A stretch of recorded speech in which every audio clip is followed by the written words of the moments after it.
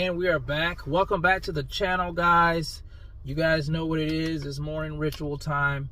I'm out here at the track getting ready to get my cardio session in and do some calisthenics. It is the 4th of July, and happy 4th of July to you guys who actually celebrate the holiday. But that's no excuse. I'm going to go out here and I'm going to do what I need to do to get the results that I want. You know, sometimes you got to make sacrifices. So just because it's a holiday, it shouldn't be any different, guys. You know, stay consistent, you know, stay vigilant in what you're trying to accomplish. Now, anyway, I want to talk a little bit about Canelo Alvarez. I did a video on Canelo Alvarez the other day. It was him and Tank, and I gave Canelo Alvarez some praise in that video. And here's the thing about my channel, you know, I can praise you 1 minute, and then the next minute, you know, I can criticize you. But it's never going to be criticism where it's just blatant hate. It's more of constructive criticism here on the channel. So if that's something that you can rock with, hey, you know, stick around. If you can't, you know, if you get your panties in a bunch, then you may not want to watch this video.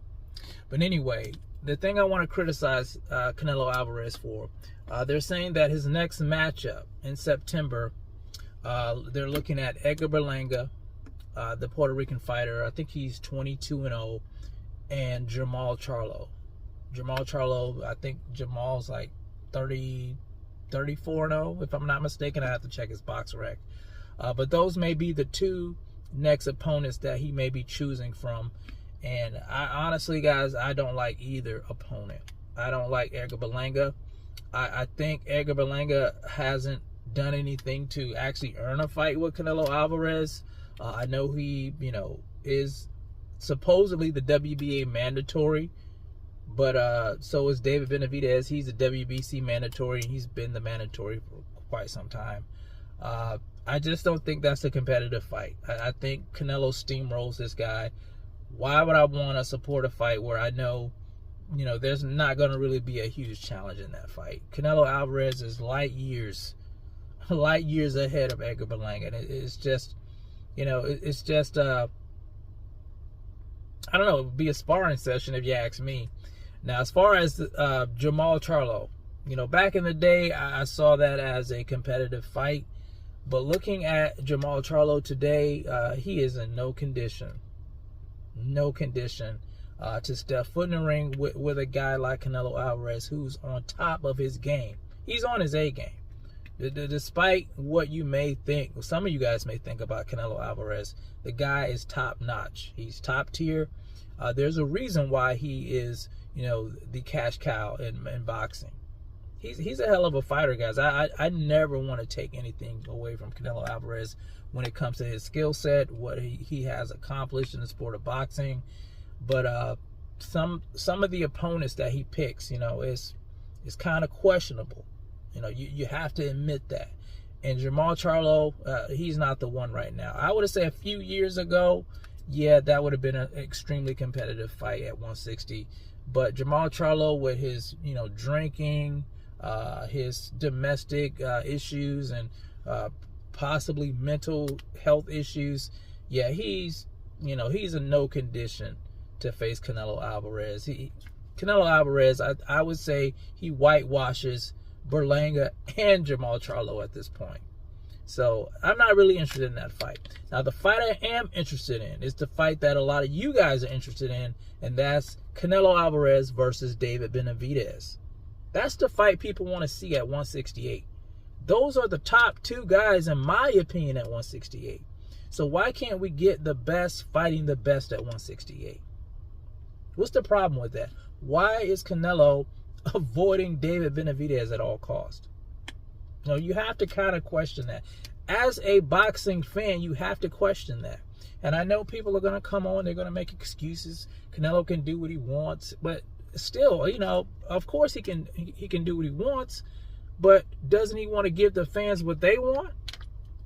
You know, what about the fans? People who pay their hard-earned money, they want to see the best competition fight the best competition.